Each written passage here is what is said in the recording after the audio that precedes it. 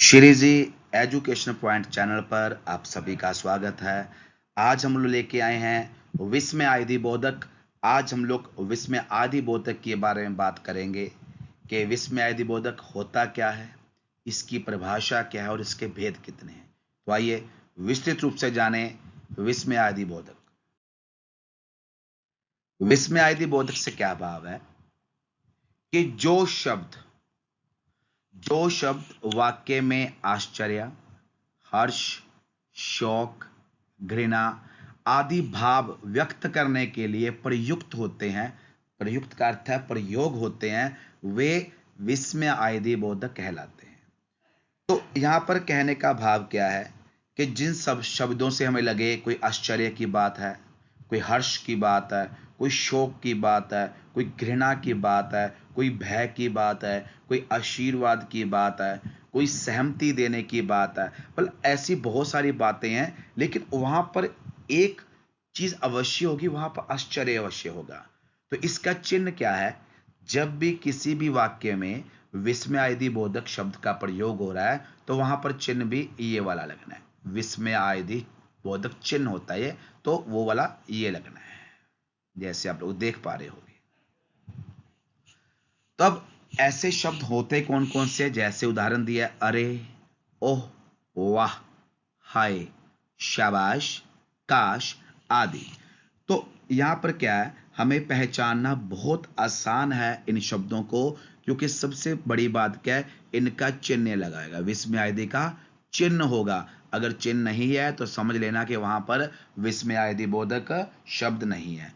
तो उदाहरण देखिएगा, हाय, अब मैं क्या करूं, अरे, तुम कब आ गए, वाह, तुमने तो कमाल कर दिया। मतलब ऐसे ऐसे शब्द लगा रहे हैं जो कि हमें स्पष्ट कर रहे हैं कि ये विस्मय आदि बोधक है, यहां पर आश्चर्य हो रहा है। अब बात करते हैं विस्मय आदि बोधक के भेदों के बारे में। तो भेद हमारे पास यहाँ 11 हैं। तो 11 भेदों से आपको स्पष्ट कर दूं कि बहुत सारे विद्वान हैं जो व्याकरण के अंदर विस्मय आदि बोधक के भेद अलग अलग बता रहे हैं, लेकिन हम लोग जो बात कर रहे हैं वो 11 के बारे में बात कर रहे हैं। तो आप लोग याद रखना, परीक्षा के अंदर विस्मय आदि बोधक के भेद कभी नहीं पूछे जाते। हाँ, उसका रूप पूछा जाएगा। जैसे मान लीजिए कोई हमारे पास वाक्य आ गया, अरे, तुम्हारे नाना मर गए, तो वहां पे शोक है, दुख की बात है, तो वहां पे पूछेगा कि ये विस्मय बोधक कौन सा रूप है, तो वो हमें बताना पड़ेगा कि शोक बोधक है। तो आइए 11 रूपों के बारे में जाने। पहले है शोक बोधक, फिर है तिरस्कार बोधक, स्वीकृति बोधक, विस्मयादि बोधक, संबोधन बोधक, हर्ष बोधक, भय बोधक, आशीर्वाद बोधक, अनुमोदन बोधक, विदास बोधक और विवशता बोधक। तो ये सभी भाव हैं, असल में सभी मन के भाव है ये। तो पहला है शोक बोधक, जहां पर हाय, बाप रे बाप, हे राम, ओह, उफ, त्राही त्राही, आहा, हा आते हैं, वहां पर शोक बोधक होता है। उदाहरण देखिएगा, जैसे हे राम, बहुत बुरा हुआ, यानी शोक की बात है, दुख की बात है, आगे लगा दिया हे राम।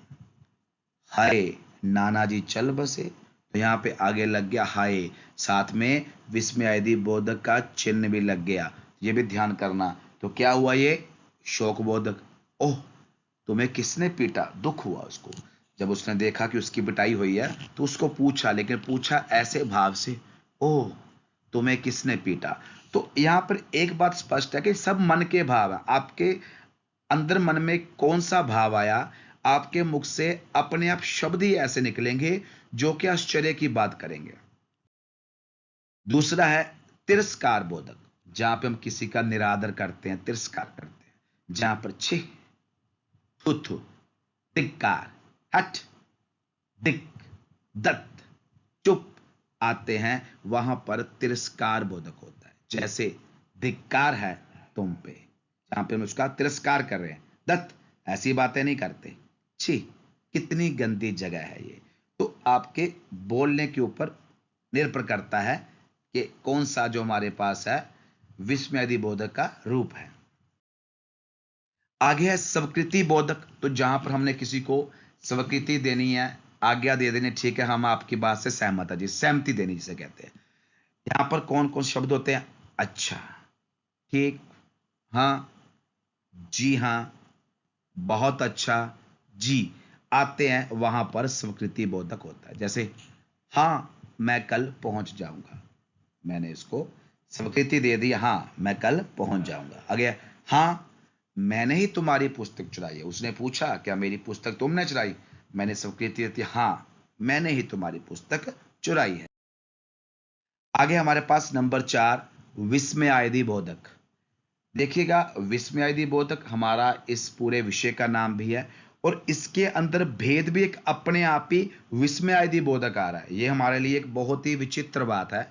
तो यहां पर अरे, क्या, ओह, सच, हैं, ए, ओहो, वाह आते हैं, वहां पर विस्मयादि बोधक होता है। तो विस्मयादि का बात याद रखिए, जहां पर आश्चर्य हो, यहां पर आश्चर्य की बात। ओह ये कौन है? बड़ी हैरानी हुई उसको, बड़ा आश्चर्य हुआ, ओह ये कौन है? अरे कहां से आ रहे हो? क्या वह सफल हो गया? उसको हैरानी होगी कि वो तो कभी अपने काम में सफल हो नहीं सकता था, कभी उसके ऊपर मेहनत नहीं करता था, तो वह हैरान हुआ, उसको आश्चर्य हुआ, क्या वह सफल हो गया?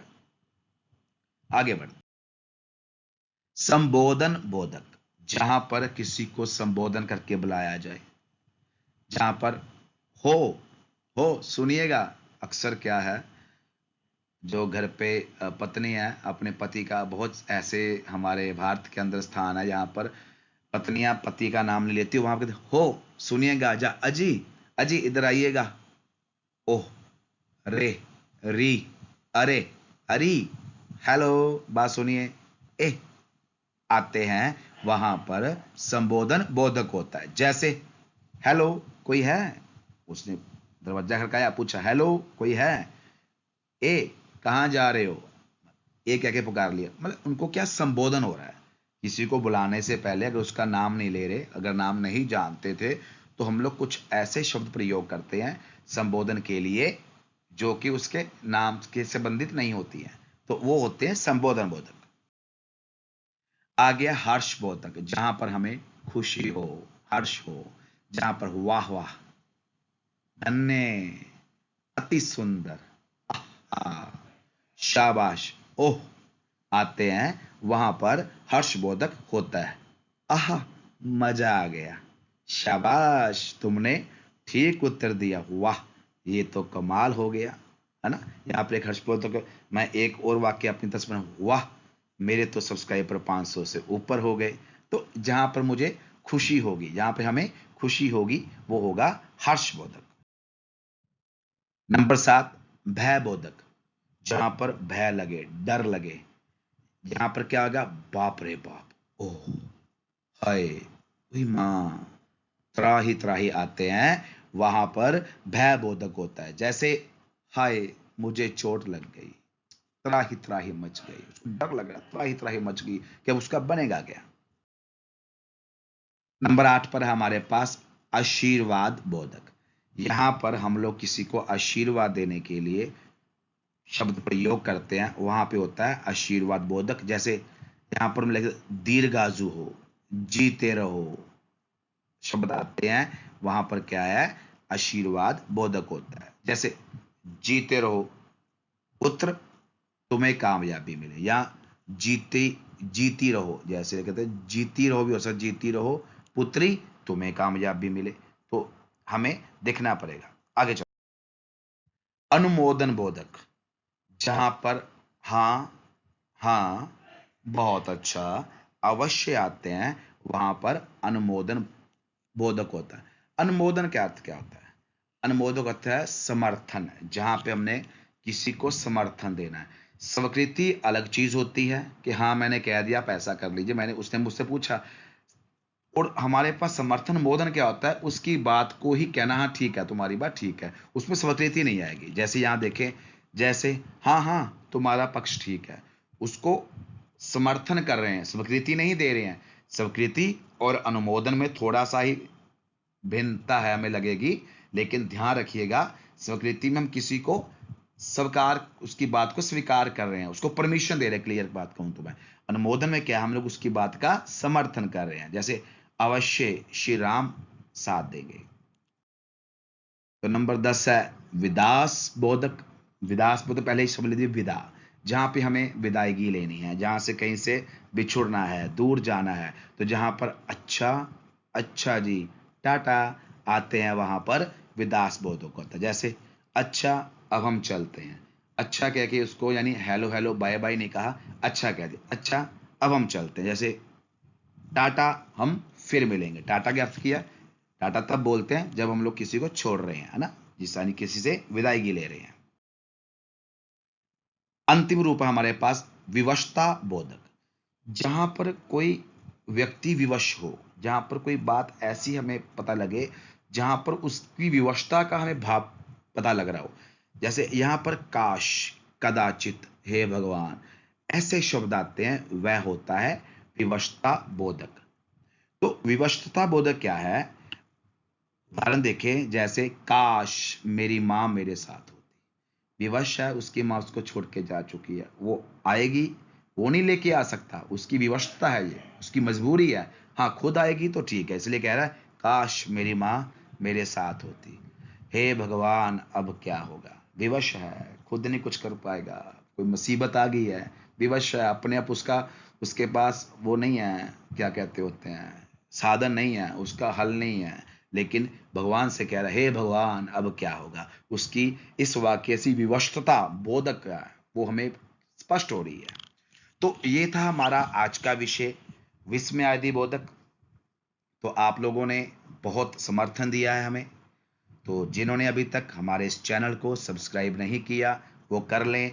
अगर आप अध्यापक हो या माता पिता हो, जो लोग ये वीडियो देख रहे हो, तो कृपया अपने बच्चों के साथ इस वीडियो को शेयर कीजिएगा, क्योंकि ज्ञान प्राप्त करने का तभी फायदा है अगर हम उसे ज़्यादा से ज़्यादा बांट सकें। धन्यवाद।